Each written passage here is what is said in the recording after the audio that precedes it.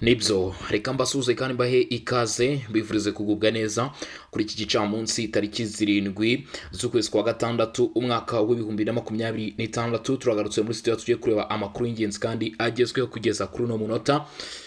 Igisirikare cya leta ya Repubulika ya Demokarasi ya Kongo ndetse n'abo bafatanya bongeye kugaba ibitero ku birindiro by'abarwanyi ba AFC 23 muri teritwari ya Masisi mu gace ka Nkokwe. Ibi bitero bikaba byifashishijwemo n'indege zitagira abapilote ndetse bikavuga ko izi ndege zangije byinshi mu birindiro by'abarwanyi ba AFC M23. Gatoyi haravugwa imirwano ikomeye cyane hagati y'abarwanyi ba AFC M23 ndetse n'uruhande rwa leta ya Kinshasa cyangwa se n'igisirikare cya leta ya Repubulika ya Demokarasi ya Kongo, aho bivuga ko ibi bitero byaje kugabwa n'abarwanyi ba AFC M23 by'umwihariko Special Force, ariko bikaba bivugwa ko habereye imirwano ikomeye cyane. Ngungu igisirikare cya leta ya Repubulika ya Demokarasi ya Kongo ndetse n'ubuyobozi bw'igihugu muri rusange bakomeje ibikorwa byo guteza imbere abaturage baho, aho byemezwa ko kuri batanzwe toni zitabarika z'imbuto y'ibirayi igomba guhabwa abaturage bo muri bice kugira ngo bakomeze ibikorwa by'ubuhinzi ndetse no kwiteza imbere mu rwego rwo kurwanya ibibazo by'ubukene, inzara ndetse n'ibibazo bituruka ku ntambara ikomeje kujya mbere hano mu burasirazuba bwa Repubulika ya Demokarasi ya Kongo. Mu itangazo ryashyizwe hanze n'igisirikare cya leta ya Repubulika ya Demokarasi ya Kongo nk'uko byavuzwe na Lieutenant General Mark Kuskei Mongoma, batangaje yuko igisirikare cy'u Rwanda ndetse na AFC 23 bakomeje kurenga ku masezerano yasinyiwe i Washington ndetse na Montreal mu Busuwisi agamije guhagarika imirwano, aho batangaza yuko ibi vuba mu minsi iri imbere bitaza kuba bikirimo kwihanganirwa. Aya makuru ndetse n'andi nibyo tugiye kuba twagarukaho, gusa nkubwire ko Nyiragongo ndetse n'umujyi wa Goma abayobozi baho bayobora ku rwego rwa AFC 23 bagiye guhabwa imyitozo ya gisirikare yiganjemo gukoresha intwaro ziremereye zirimo n'imbunda. Aba bakaba bagiye kwerekezwa ahitwa Cyanzu muri teritwari ya Rucuru, ahatangirwa imyitozo ikomeye ihabwa abarwanyi ba AFC 23. Ibi ngo bikaba byamaze no kwemezwa n'ubuyobozi bwa AFC 23. Aya makuru yose ndetse n'ayandi nibyo tugiye kuba twagarukaho kugeza kuri izi saa cyangwa se kugeza kuri uno munota. Unyemerere ube hafi kugira ngo tuze kurushaho kugenda tubana, kandi ntiwibagirwe gukanda subscribe cyangwa se sabone bari kunshira dukurikiranye cyangwa se ukaba usanzwe udukurikirana ariko ukaba utarabikora. Ikindi kandi nanone cy'ingenzi, ndasaba abantu mwese mudukurikiranye kuza gukomeza mukanda like, hanyuma ndetse ibitekerezo byanyu n'inyunganizi turabyakira ahatangirwa ibitekerezo n'ubundi muri comment nk'ibisanzwe. Ni mu gihe kandi niba atari ibyo ari imitima ndetse mu by'ukuri tukarushaho kugenda tubana 5 kuri 5. Reka twinjire mu makuru. Inyeshyamba z'umutwe wa M23 binyuze ku muvugizi wabo Lawrence Kanyuka batangaje ko kuva ku munsi w'ejo mu masaha ashyira mu rukerera, igisirikare cya leta ya Repubulika ya Demokarasi ya Kongo, amatsinda bakorana Wazalendo, ingabo z'u Burundi ndetse n'abacancuro bagabye ibitero bikomeye cyane ku birindiro by'izi nyeshyamba mu duce tugiye dutandukanye muri teritwari ya Masisi. Ibyo uyu Lawrence Kanyuka yatangaje ngo byagize ingaruka zikomeye cyane kuri bo.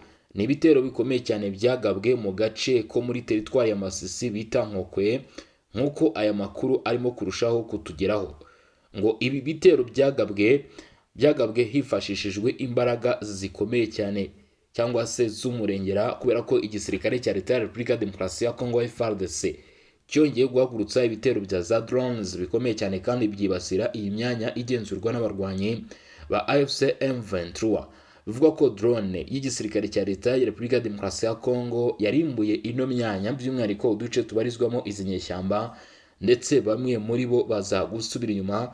Bivuga ko hari abakomerekejwe muri no mirwano ndetse kandi hari n'abiciye muri bino bitero, kugeza ku basirikare hejuru bakavuga ko abarimo inkomere berekejwe kuvurwa mu mavuriro y'ibice bitangirwamo imyitozo, ndetse n'ahari ibitaro bikoreshwa n'abarwanyi ba AFC 23. Si ku nshuro ya mbere igisirikare cya leta ya Repubulika ya Demokarasi ya Kongo kigaba ibitero by'indege kandi bigahitana umubare mwinshi cyane w'abarwanyi ba AFC M23 mu birindiro byabo, kubera ko ibi ni ibitero byongeye kugaragara kuva mu mpera z'umwaka ushize wa 2025. Amakuru aravuga ko nyuma y'uko ku munsi w'ejo muri aka gace ka Nkokwe hagabwemo ibitero bya drone ndetse no ku butaka bigasiga bitanye kandi bishegeshe umutwe w'abarwanyi ba AFC M23. Kuri ubu igisirikare cya leta ya Repubulika Demokarasi ya Kongo cyinjiye mu rugamba rukomeye cyane n'abarwanyi ba AFC M23.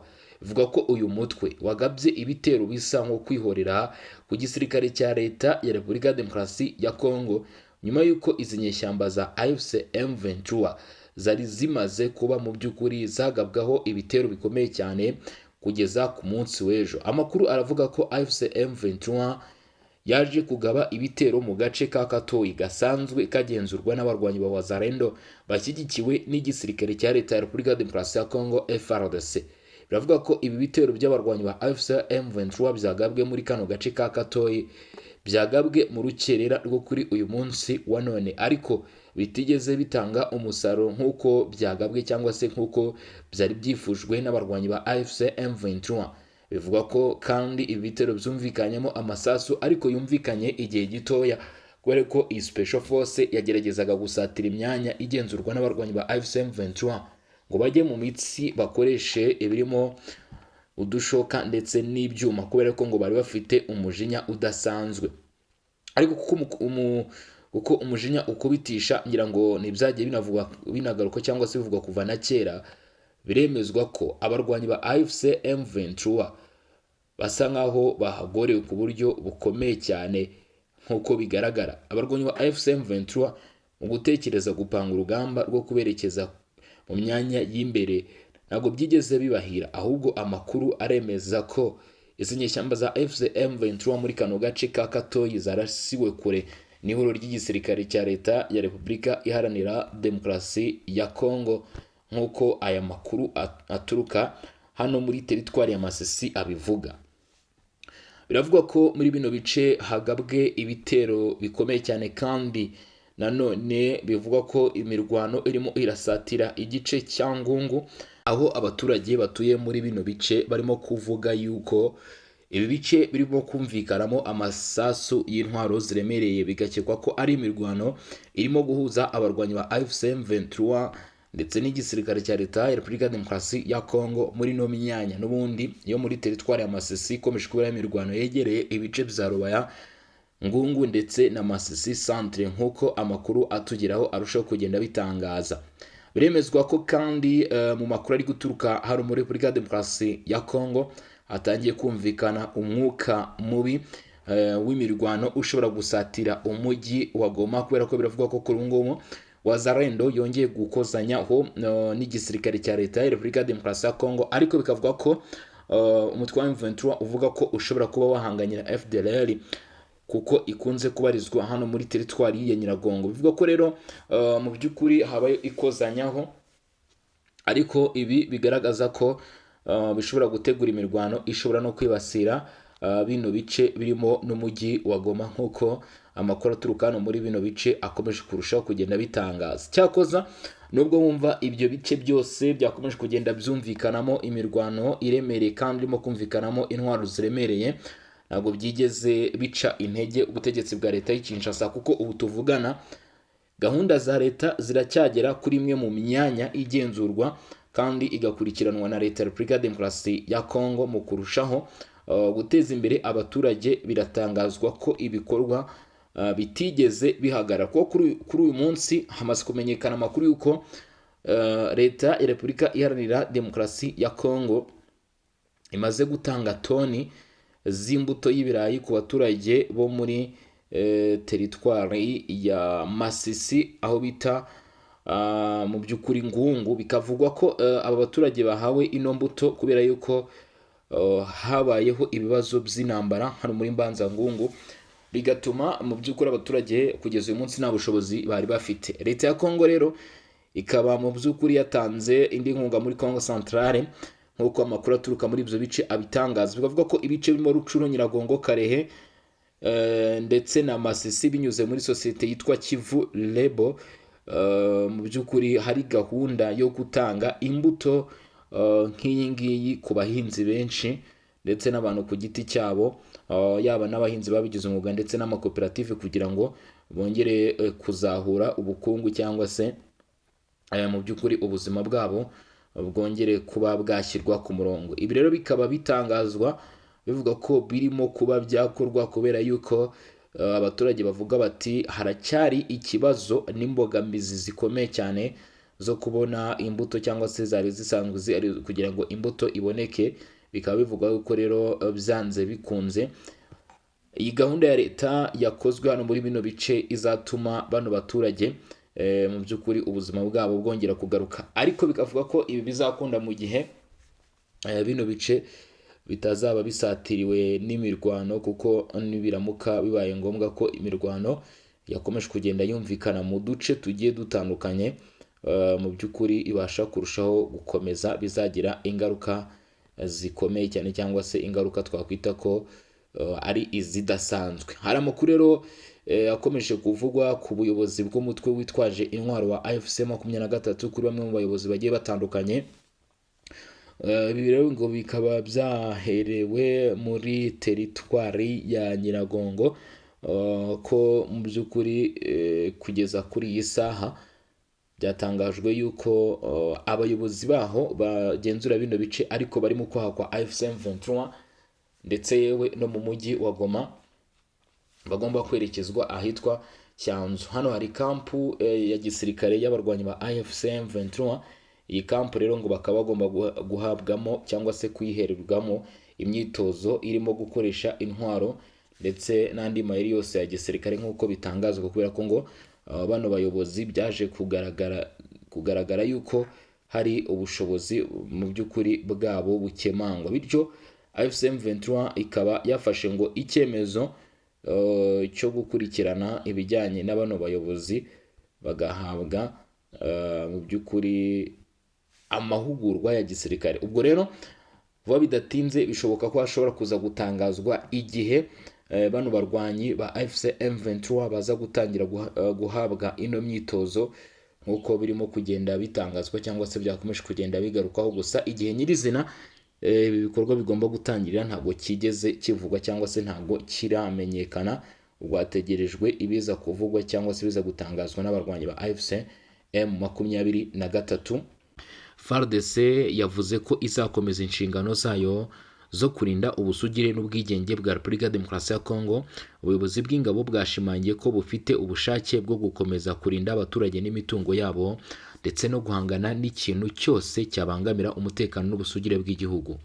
Ku ruhande rw'abasesenguzi bavuga ko gukomeza gushinjanya hagati y'impande zirebwa n'aya makimbirane bishobora gukomeza gushyira igitutu ku biganiro by'amahoro, bityo hakaba hakenewe ubushake bwa politiki n'ubufatanye bw'impande zose kugira ngo haboneke igisubizo kirambye ku bibazo bimaze igihe mu burasirazuba bwa Repubulika ya Demokarasi ya Kongo.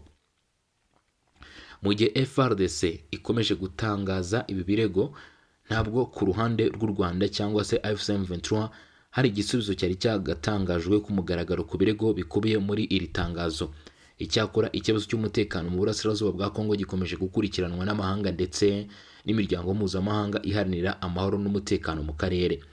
Nubwo igisirikare cya leta ya Repubulika ya Demokarasi ya Kongo FARDC bumvikanye bashinja umutwe w'abarwanyi ba AFC 23 ndetse n'ingabo z'u Rwanda kurenga ku masezerano yo guhagarika imirwano, AFC 23 nayo mu masaha makeya atambutse bamaze gushyira andi makuru hanze ndetse bagaragaza ko ayo makuru ari kugendana n'ibimenyetso simusiga bigaragaza neza ko igisirikare cya leta ya Repubulika ya Demokarasi ya Kongo n'ubutegetsi bw'iki gihugu bakomeje nabo ngo gukora ibikorwa byo kurenga ku masezerano yo guhagarika imirwano cyangwa se agahenge.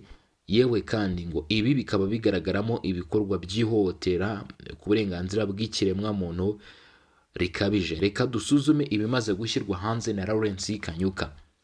AFC M23 iravuga ko ingabo zifatanyije na leta ya Kinshasa zagabye ibitero muri Masisi, abaturage bamwe barapfa abandi barakomereka bikomeye cyane. Uyu mutwe wa AFC 23 ntabwo yigeze uvuga ko muri ibyo bitero byagabwe haba hari abarwanyi bawo baba baguye muri ibyo bitero cyangwa se bakomerekeyemo, ariko AFC M23 yabashije gushimangira ko ibyo bitero ahubwo byaguyemo abaturage batari bake. Masisi muri Kivu y'Amajyaruguru, ihuriro AFC M23 ryatangaje ko hagati ya tariki 5 n'esheshatu Kamena 2026 ingabo n'imitwe bafatanyije na leta ya Repubulika ya Demokarasi ya Kongo byagabye ibitero mu bice bitandukanye byo mu burasirazuba bw'icyo gihugu bikagira ingaruka ku baturage b'abasivile. AFC M23 muri iyi nyandiko bakomeza bashimangira ko ibi bitero ari ibitero byateje akaga gakomeye cyane. Mu itangazo ryamaze gushyirwa ahagaragara n'iri huriro rivuga ko kuwa gatanu tariki 5 Kamena 2026 ibikorwa by'imirwano n'ibitero byakomeje mu duce twinshi. AFC M23 ivuga ko ahitwa Nkokwe muri kano gace hari kumvikana umuriro w'intwaro ziremereye cyane. Aha ni muri teritwari ya Masisi mu ntara y'Kivu y'Amajyaruguru ngo habaye ibitero byifashishijwemo intwaro ziremereye byibasiye abaturage nk'uko AFC M23 ibivuga. Ariko nanone igisirikare cya leta ya Repubulika ya Demokarasi ya Kongo gisobanura ko kitajya kigaba ibitero ku baturage, ahubwo ngo ibitero babigaba ku birindiro by'abarwanyi ba AFC M23. Gusa ngo kuri ubu AFC M23 yagiye igaragara muri bimwe mu bice bigenzurwa cyangwa se muri bimwe mu bice bigaragaramo abaturage benshi. Ibi ngo bikaba imbogamizi ikomeye cyane ku bijyanye n'imirwano n'ibitero bikomeje kugabwa. Gusa icyakoza ngo nubwo bimeze bityo, iki gisirikare cya leta ya Repubulika ya Demokarasi ya Kongo ntago barihandagaza ngo bemere ko aribo bari kuba bagaba ibitero nk'ibyo ngo byaba birimo kugabwa mu baturage. Inyeshyamba za AFC M23 muri ino nyandiko bati nk'uko iri huriro ribitangaza ngo ibyo bitero byatangiye ahagana saa 12:30 za mu gitondo bikomeza kugeza mu rukirero rwo kuri uyu wa gatandatu washize tariki 6 Kamena 2026. AFC M23 yavuze ko amasasu n'imbunda ziremereye byarashwe mu buryo budatoranya intego, ibintu ivuga ko byagize ingaruka zikomeye mu baturage bo muri ako gace kubera ko abaturage ngo baje guhura n'uruva gusenya nyuma yo kuraswaho n'amasasu y'imbunda ziremereye ndetse n'izoroheje by'ihuriro ry'igisirikare cya leta ya Repubulika ya Demokarasi ya Kongo. AFC M23 iheraho ibivuga ko muri itangazo abantu 2 b'abasivile basize ubuzima mu gihe abandi 8 bakomerekeye muri ibyo bitero. Abakomeretse ngo bo bahise bajyanwa ku bitaro biri hafi kugira ngo bahabwe ubuvuzi bw'ibanze. AFC M23 ishinja leta y'Kinshasa n'ingabo zishyigikiye gukomeza ibikorwa bya gisirikare bihungabanya umutekano w'abaturage, ndetse yewe ikanavuga ko hari ibikorwa byo gukwirakwiza amakuru ifata nk'ayobya rubanda. Iri huriro rivuga kandi ko hari ibyo ryita kwigana cyangwa gukoresha ibikubiye mu matangazo yaryo hagamijwe guhisha ibyo rivuga ko ari amakosa n'ibyaha bikorwa n'ingabo za leta. AFC M23 ivuga ko ingabo zidakwiye kwitwikira amatangazo ya AFC M23 ndetse n'abashyigikiye ubutegetsi bwa leta y'Kinshasa kugira ngo bahindure ibiba byavuzwe. Mu itangazo ryayo AFC M23 yongeye gushimangira ko ishyigikiye inzira ya politike n'ibiganiro nk'uburyo bwo gukemura amakimbirane ari mu burasirazuba bwa Repubulika ya Demokarasi ya Kongo. Icyakora ivuga ko izakomeza gufata ingamba zose ibona ko zikenewe mu rwego rwo kurinda abaturage n'uturere igenzura. Aya makuru aje mu gihe umwuka ukomeje kuba mubi mu bice byinshi byo mu ntara y'Kivu y'Amajyaruguru, aho impande zihanganye zikomeje gushinjanya kugaba ibitero no kurenga ku masezerano y'agahenge yashyizweho mu rwego rwo kugabanya imirwano. Abasesenguzi bavuga ko gukomeza kwiyongera kw'imirwano n'ibirego bitangwa n'impande zombi bishobora kurushaho gukomeranya urugendo ruganisha ku mahoro arambye.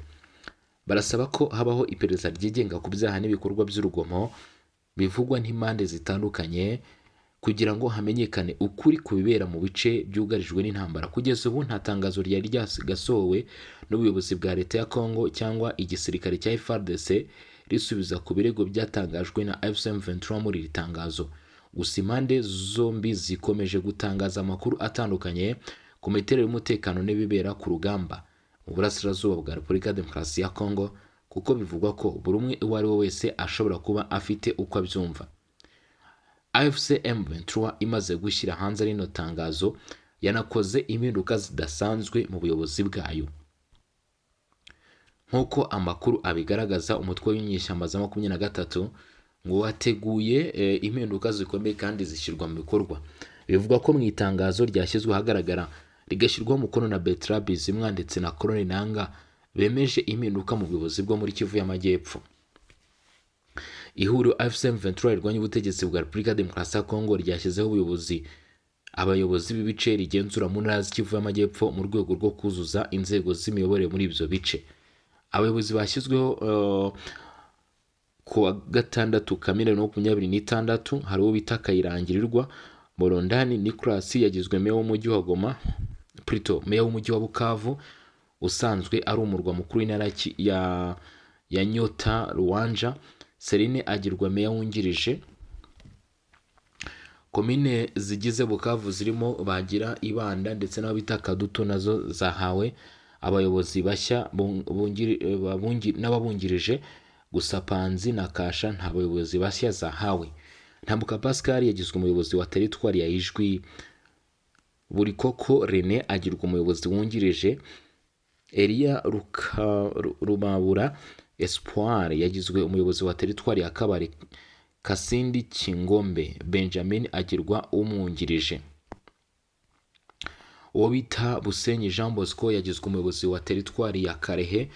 Uwo bita Muhamuka Mweze Amza agirwa umwungirije.